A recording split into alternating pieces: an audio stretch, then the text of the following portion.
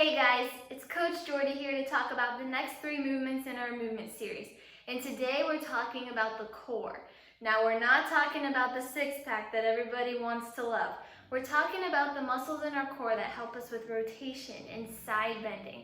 Whether you're looking behind you to back up your car or you're reaching to the side to pick up some groceries, our core plays a really important role in both of those movements. So let's get started. So the first movement we're going to talk about is the Russian twist. Now the Russian twist can be done with or without weight. If you don't have a kettlebell or a dumbbell, get creative. Grab a ball, a water bottle, a book, something light that you can easily move side to side. So as far as positioning goes, for the Russian twist, I'm going to start with my feet in the air and my ankles crossed. I'm going to lean back slightly so I kind of make a V position. From here, the weight's going to start on my right side, and I'm simply going to move it to the other side. And then as I cycle, I'm going to go as fast as I can. Now notice, as I was doing that, I was moving my head with the motion, okay? A lot of people want to turn this into an arm exercise, where they're here and they're just moving the weight using their arms. It's not an arm exercise. This is all about the core. So you want to make sure you're trying to get that full trunk rotation side to side. If that's a little too challenging, one skill that we can do is just leave our feet on the ground. This is going to increase our base of support and help you to feel a little more stable through the motion. But everything else is the same. So for seated athletes, the cool thing about this movement is it works exactly the same. So the weight's going to start on my right side, and I'm just going to move it side to side as fast as possible. Now one thing to keep in mind, remember the main goal here is full trunk rotation.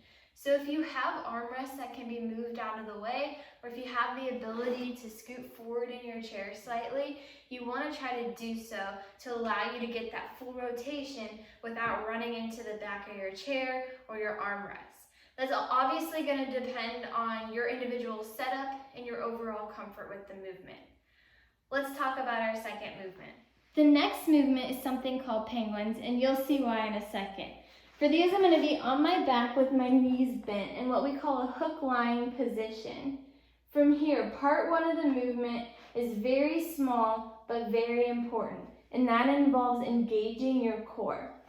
Now, this can be kind of a challenging motion for some people because it involves isolating a single muscle in your core and contracting it and maintaining that contraction throughout the whole exercise.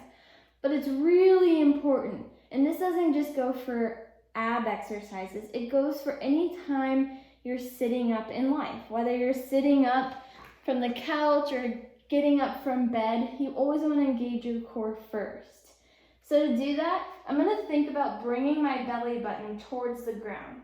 Once I feel like I have a good stable contraction there, I'm going to lift my head up and my shoulder blades off of the ground. From here, I'm going to extend my arms, and I'm simply going to bend from side to side like I'm a waddling penguin. Pretty straightforward. Let's move on. So our third movement happens to also be our modification for penguins, for athletes who are unable to get up and down from the floor. And this movement is something called grocery grabbers. Now, just like with Russian twists, it can be done with or without weight. And whether you're standing or seated, the movement is exactly the same. So I'm going to demonstrate the seated version. For these, the weights are going to start by my sides. Part 1 of the movement, you guessed it, is engage that core.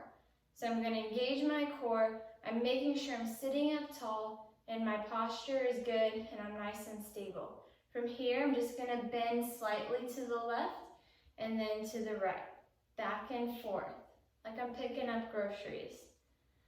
The only difference is if you're a standing athlete, you want to make sure you're not going too far down. So if you're a standing athlete, you want to just go right above your knee, okay? It's a pretty small movement. That's it for our core exercises today. Let us know what other movements you guys want to see. Otherwise, we'll see you next time.